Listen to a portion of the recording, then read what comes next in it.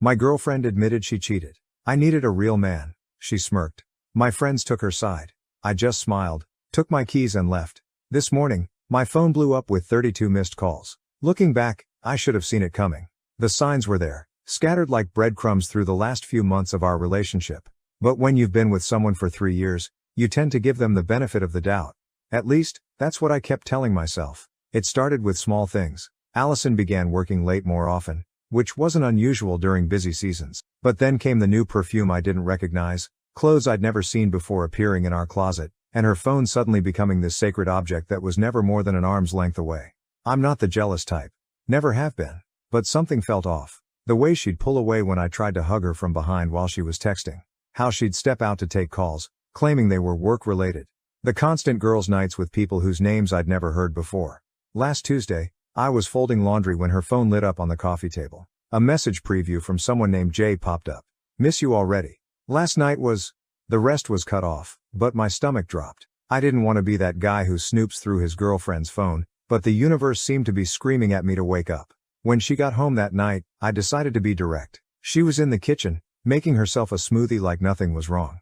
The sound of the blender filled our apartment as I leaned against the doorframe, watching her. Who's Jay? I asked when she finally turned it off. The change in her posture was instant.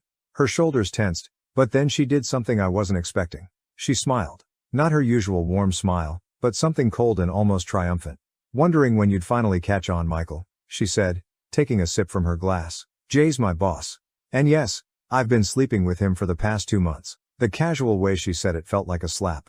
No guilt, no shame, just pride? I needed a real man, she continued smirking. Someone who knows what he wants and goes for it. Not someone who spends his weekends playing video games with Jacob and watching stupid movies. I stood there, processing her words. 3 years together, and this was how she really saw me. Through the shock, I felt something else rising. Not anger, but a strange sense of clarity. Does Chloe know? I asked, thinking of our mutual friend who'd introduced us. Oh, she's known for weeks. Allison laughed. Most of our friends know. They understand. Jay can actually provide a future, not just dreams and excuses. That hit harder than the cheating admission. These people we'd shared birthdays, holidays, and countless dinners with, they'd all been watching this happen, probably laughing behind my back. I pulled out my phone and opened my group chat with Jacob and Chloe. Is this true? You all knew? Jacob's response came quickly. Bro, you're great, but Allison deserves someone more established. Don't take it personally. Chloe chimed in. We didn't want to hurt you. But maybe this is the wake-up call you need. I looked up from my phone to find Allison watching me, that same smirk still playing on her lips. She was waiting for the explosion, the drama, the scene she could tell everyone about later. Poor immature Michael losing his cool. Instead I smiled. A real genuine smile that seemed to catch her off guard. Without a word I walked to our bedroom, pulled out my go bag, always kept one packed for weekend trips, grabbed my laptop, and my keys. When I passed through the kitchen again, Allison was staring, her smirk faltering slightly. Where are you going? She demanded. Out, I replied simply. And Allison, keep the apartment. I'm sure Jay can help with the rent. I heard her start to say something as I closed the door behind me, but I didn't stop to listen. My phone was already buzzing with messages, probably from our so-called friends trying to explain themselves. As I drove away I turned my phone off and felt something I didn't expect. Relief. Sometimes losing everything shows you exactly what you never had in the first place. I had no idea where I was going, but for the first time in months I felt like I was heading in the right direction. Update. First, thanks for all the support on my last post. Never expected it to blow up like that. A lot has happened in the past week, and honestly, I'm still processing everything. I've been staying at this small motel on the outskirts of town. Not the most glamorous place, but it's clean, and the owner, an older guy who introduced himself as Pete, seems decent. He even knocked $20 off the weekly rate when he heard my story.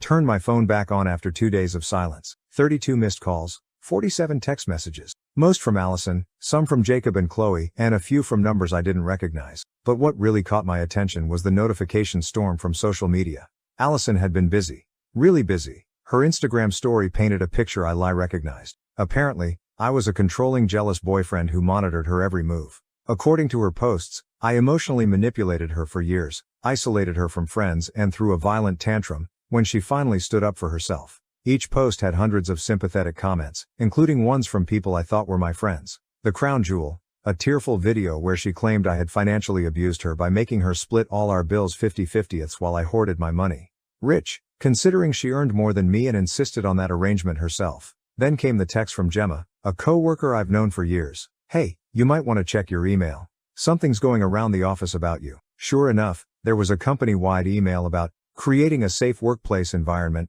with a thinly veiled reference to recent concerning behaviors from certain employees. No names mentioned, but the timing wasn't subtle. I should have been angry. Maybe I should have fought back, posted my side of the story.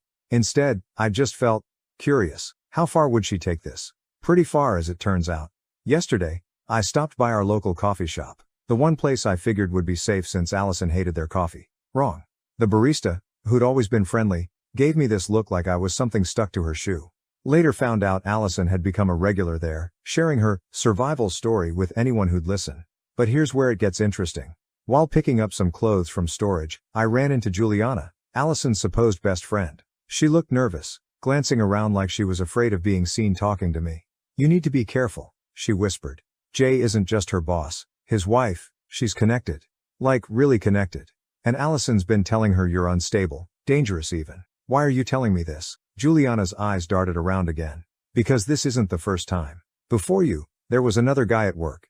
Allison and Jay, they did the same thing to him. He ended up leaving town. That conversation changed everything. I spent the night digging, legal records, social media, anything I could find. Turns out the previous guy existed. Mark something, disappeared completely from social media around the time Allison started at the company. This morning, I got a call from our landlord. Allison tried to remove my name from the lease, claiming I'd abandoned the property. When that didn't work, she told him I'd been threatening her. He called to warn me. Turned out his sister went through something similar years ago. But here's the real kicker. While all this was happening, I got a message request on Instagram from an account I didn't recognize. The profile picture was of a woman in her 40s, elegant, wearing expensive jewelry. The message was simple. "I believe we need to talk about my husband and your girlfriend. Coffee tomorrow?" It was signed Mrs. J. "I'm meeting her in an hour." Something tells me Allison's real man story is about to get a lot more complicated. The funny thing is, watching Allison spin this elaborate web of lies, seeing our friends choose sides based on nothing but her word, it's actually liberating. Every nasty post, every fake tear, every manipulated story just confirms what I already knew. I'm not losing anything worth keeping. Update 2. Sorry for the delayed update. These past 2 weeks have been wild. That coffee meeting with Mrs. J, game changer. Turns out she's been gathering evidence for months, not just about Allison and her husband, but about a whole pattern of behavior at the company. Remember how Juliana mentioned the guy who left town?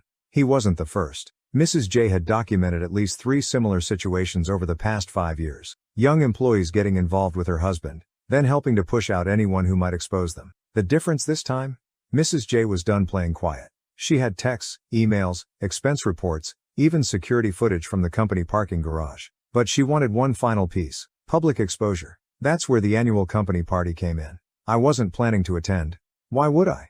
But Mrs. J had other ideas. Sometimes, she told me, the best revenge is just letting people show their true colors. The party was at this fancy hotel downtown. I arrived late, dressed better than I ever had for these things. The looks when I walked in, priceless. Allison nearly dropped her drink. Jay's face went from red to white so fast I thought he might pass out.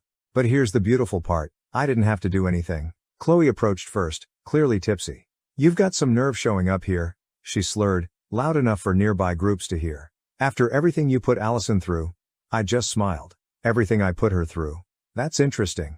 Tell me more." That's when Gemma stepped in. Remember her? My coworker?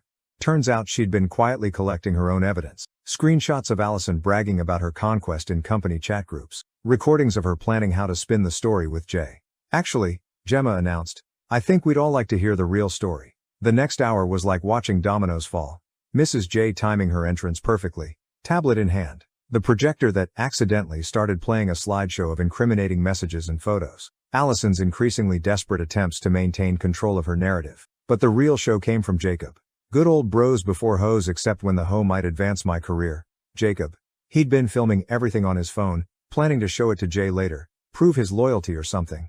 Instead, he managed to capture Allison's complete meltdown. "You think you're so clever," she screamed at me. "You and that bitter old woman, trying to ruin everything I've built.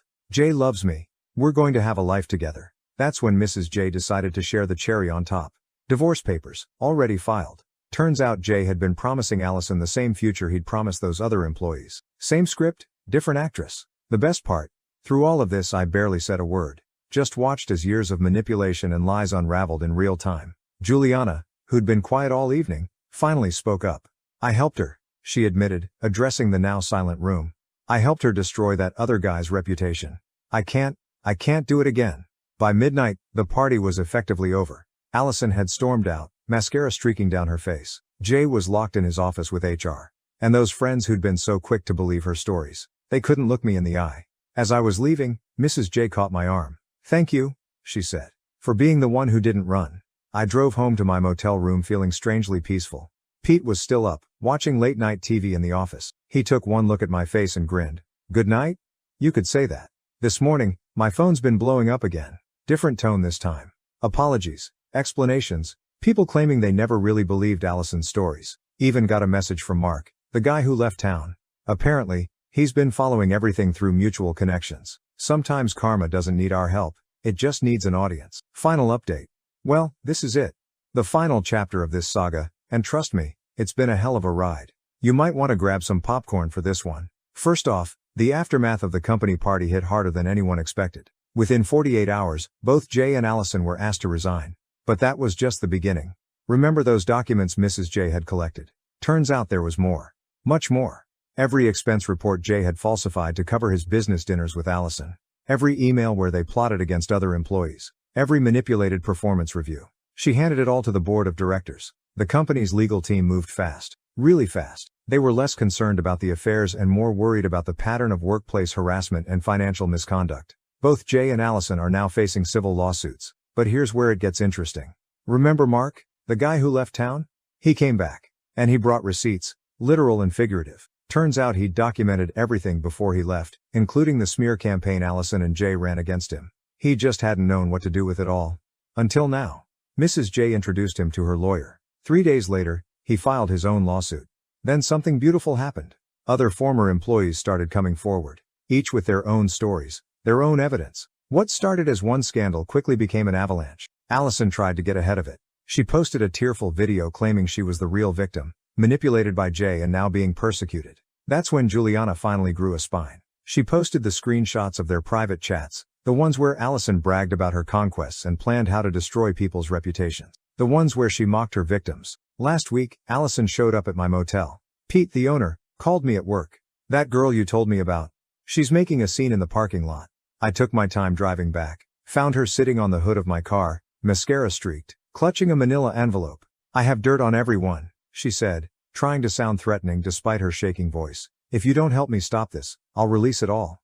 I just laughed. Go ahead, burn every bridge you have left. See how that works out. She threw the envelope at me. Inside were photos, screenshots, private messages, ammunition she'd collected over years of manipulating people. Her insurance policy. I took pictures of every single page while she watched, then handed it back to her. Release whatever you want. But first, look at where your previous schemes got you. The thing about people like Allison. They can't stand when their weapons are turned against them. She tore up the envelope right there in the parking lot, screaming about how we'd all regret this. That tantrum? Someone recorded it. It was all over social media within hours. The final blow came yesterday. Mrs. J's divorce was finalized, and guess what? She got everything. The house, the cars, most of their assets. Jay's golden parachute from the company. Gone to pay legal fees. His reputation. Destroyed. His future career prospects. Let's just say Google is not his friend anymore. As for Allison, last I heard, she's moving back in with her parents in another state. Her social media's gone dark. Those friends who sided with her, they're dealing with their own fallout. Turns out backing the wrong horse has consequences. Jacob tried to apologize yesterday. Sent this long message about how he should have been a better friend. I just replied with a screenshot of his old messages supporting Allison. He blocked me. Coward. Chloe's doing damage control too. She's worried those screenshots Allison kept might affect her own career. I almost feel bad. Almost. Me? I just signed a lease on a new apartment. Got a promotion at work. Funny how removing toxic people improves everything. And yeah, I'm seeing someone new. Taking it slow, doing it right. The best revenge isn't plotting or scheming. It's living well and letting people destroy themselves. But I won't lie, watching it all burn has been pretty satisfying. This will be my last update. Thanks for coming along for the ride, Reddit. Remember, karma doesn't need your help. Sometimes you just need to step back and let people show their true colors.